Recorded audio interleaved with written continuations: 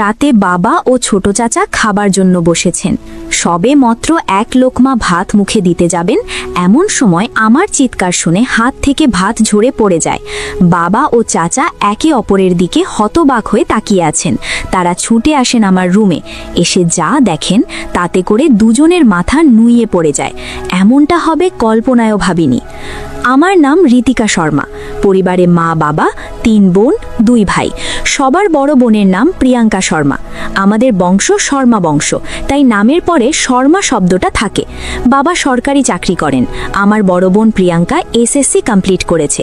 আমি সবেমাত্র ক্লাস 6-এর ছাত্রী। আমরা 2 বোন দেখতে তেমন সুন্দরী নই, গায়ের রং শ্যামলা, তবে চেহারার কাটামুটি ভালো। আমার বোন প্রিয়াঙ্কা থেকে আমাকে বড় মনে হয়, কারণ আমার স্বাস্থ্য ভালো। যে দেখে প্রথম আমাকেই বড় মনে করে, পরে জানা যায় আমি ছোট, প্রিয়াঙ্কা বড়। আমার বাবা শিক্ষিত হলেও একটু অন্য টাইপের মানুষ। কারোর কথায় কান দেন না, যখন যেটা ভাবেন সেটাই করেন। যেমন যেমন ভাবেন তেমনই সরল সোজা। ছোট চাচা সমুদ্র পাড়ের শহর থেকে 3 মাসের ছুটি নিয়ে বাড়িতে এলেন। বাবা বললেন, 2 মেয়ে বড় হয়েছে, এখন বিয়ে দেওয়া উচিত। ছোট চাচা বললেন, প্রিয়াঙ্কাকে বিয়ে দাও ঠিক আছে, কিন্তু ঋতিকাকে কেন বিয়ে দিতে বলছো? ওকে দেখলে বড় মনে হলেও এখনো কিন্তু বড় হয়নি। ছোট বাচ্চাদের মতো চলাফেরা করে, এখনো ছোট ছোট বাচ্চাদের সাথে খেলে। ওর চলাফেরা দেখেছো? নিজের খেয়াল নিজেই রাখতে পারে না। বিয়ে হলেই শ্বশুরবাড়ির কি খেয়াল রাখবে? না ভাইজান, তোমার কথায় আমি একমত হতে পারছি না। বাবা বললেন, দেখ ভাই, আমি জানি তুই কি বলতে চাইছিস। আমি চাই একসাথে 2 বোনের বিয়ে দিতে একই দিনে। সবাই বোঝালো বাবাকে, প্রিয়াঙ্কাকে বিয়ে দাও, কিন্তু ঋতিকাকে এখন না, পরে। বাবা কারোর কথা শোনার পাত্র নন। তিনি যা বললেন তাই করলেন। আমাদের 2 বোনের জন্য ছেলে দেখা শুরু হলো। আল্লাহর কি হুকুম, বাবা যেমনটা চেয়েছেন তেমনটাই হলো। 2 বোনের জন্য দেখে দেখে 2টো রাজপুত্র খুঁজে নিয়ে এলেন। তাদের পাশে আমরা কিছুই না। ছেলে 2টো দেখতে যেমন হ্যান্ডসাম তেমনি ভালো। তখন যৌতুকের সময়, এখন যে নেই তা কিন্তু নয়। এখন মানুষ যৌতুকের বদলে ফার্নিচার নিয়ে যায়, সেটাও কিন্তু এক প্রকার যৌতুক। মোটা অঙ্কের যৌতুক দিলে হ্যান্ডসাম ছেলে পাওয়া কোনো ব্যাপারই না। বিয়ের কথা পাকা হবার সময় বলা হলো 2 পক্ষকে 1.5 লাখ করে 3 লাখ টাকা দিতে হবে। তার সাথে ছেলে পক্ষের 500 লোক খাওয়াতে হবে। বাবা রাজি হয়ে গেলেন। আমাদের বিয়ের দিন ঠিক হলো। দেখতে দেখতে সেই সময়ও চলে এলো। আজ 2 বোনের গায়ে হলুদ। সবাই আমাকে বলছে, তোর বিয়ে হবে, স্বামীর সাথে জয়নগরে থাকবি। আমার স্বামী জয়নগরে চাকরি করে। ভাবিদের কথায় বারবার বলি, কিসের বিয়ে? জানি না, এসব বাদ দে তো। গায়ে হলুদের জন্য 2 জনকে সাজানো হলো। গায়ে হলুদের পোশাকে আমার খুব অস্থির লাগছে। সবাইকে বলি, দয়া করে এগুলো খুলে দাও, আমার ভালো লাগে না। আমাকে এগুলো কেন পরিয়েছ? এদিকে আমাদের বাড়ি থেকে ছেলেদের বাড়িতে গায়ে হলুদের জন্য যাবে। আমি বায়না ধরলাম বড় আপুর শ্বশুর বাড়িতে যাব বলে। সবাই হাসতে শুরু করলো আমাকে নিয়ে। আমি বললাম, আরে আমাকে কেউ চিনবে না, গায়ে হলুদ লাগিয়ে চলে আসবো। আমার পূর্ণিমা মৌসি বললেন, আরে পাগলি, একটু পর তোর শ্বশুর বাড়ি থেকে লোক আসবে তোকে হলুদ লাগাতে। এই নিয়ে সবাই হাসাহাসি করলো। কোনো রকমে গায়ে হলুদের পর্ব শেষ হলো। আজ বিয়ে। যখন আমার বোনকে কবুল বলতে বলল, তখন সে খুব কাঁদছে। আমি মনে মনে ভাবছি, কবুল বললে কি হবে, এখানে কান্নার কি আছে? অনেকক্ষণ কান্নাকাচি করে সে কবুল বলল। আমাকে যখন বলতে বলল, 1 সেকেন্ডও লাগেনি, আমি বলে দিয়েছি, কবুল তো বলতে হয়, এখানে এত সময় নেওয়ার কি আছে? সবাই জানে আমি এসব বুঝি না, রেখে বলে দিয়েছি। বিয়ে সম্পূর্ণ হলো। এখন বিদায়ের পালা। যখন শুনলাম বরের সাথে আমাকে যেতে হবে, তখন আমার ভয় হলো। এবার আমি শুরু করেছি কান্না। চিৎকার করে বলছি, আমি যাব না, মরে গেলেও যাব না। অনেক যুদ্ধ চললো আমাকে নিয়ে। সবাই বুঝিয়ে বলল, কাল তোকে নিয়ে আসবো, শুধু আজকে রাত থাকবি। তারপরেও যেতে রাজি হলাম না। লাস্ট পর্যন্ত ফুপাতো বোন, মামাতো বোন আমাদের সাথে গেল, তারপর আমাকে নিয়ে যেতে পেরেছে। সেদিন আমাদের বাসর হয়নি, কারণ আমি পীড়িত অবস্থায় ছিলাম। 4 দিন পর আমাদের বাসর ঘরে দেওয়া হলো, আমার শ্বশুর বাড়িতেই। রাতে বাভিরা শিখিয়ে দিল সবকিছু, কিন্তু কিছুই আমার মাথায় ঢোকেনি। আমার স্বামী মেয়ে মানুষকে খুব খুশি মনে রুমে প্রবেশ করলো। আমি তখনও বসে আছে খাটে।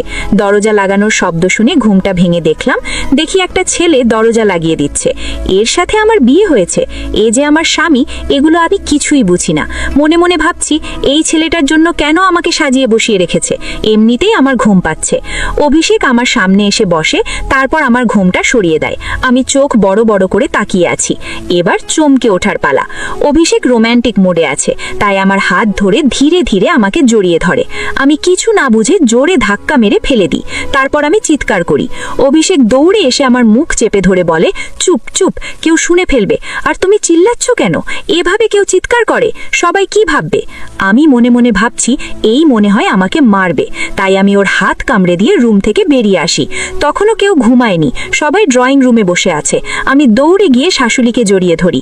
আমার পিছু পিছু অভিষেক ঘর থেকে বেরিয়ে আসে। আমার শাশুড়ি বললেন, কি হয়েছে মা, কি হয়েছে? আমি বললাম, ওই লোকটা আমাকে জাপটে ধরেছে, খুব খারাপ লোকটা।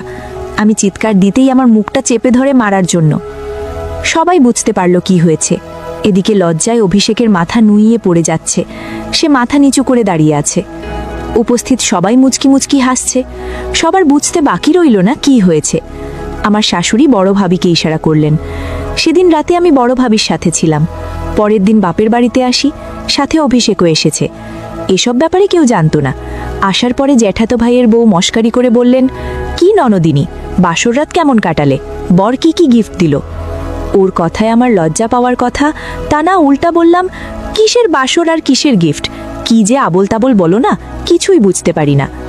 ভাবি বুঝতে পারলেন আমার সাথে কথা বলে কোনো লাভ হবে না, তাই অভিষেককে জিজ্ঞেস করলেন। ভাবির কথায় অভিষেক রাতের ঘটনা সব খুলে বলল। ভাবি শুনে হাসতে হাসতে শেষ। অভিষেক বলল, ভাবি আপনি হাসছেন, কাল আমার কি অবস্থা হয়েছিল দেখলেই বুঝতে পারতেন। রাতে খাওয়া দাওয়ার পর আমাদের দুজনকে এক রুমে দেওয়া হলো। অভিষেক মনে মনে চিন্তা করছে, কালকে হাত ধরার কারণে চিৎকার করেছিল, এখন হাত ধরলে যদি আবার করে। মনে মনে চিন্তা করছে ধরবে কিনা। এদিকে বাবা ও ছোট চাচা বাজার থেকে ফিরেছেন, হাত মুখ ধুয়ে খেতে বসেছেন। অভিষেক তখন দোমনা করছে আমার হাত ধরার জন্য।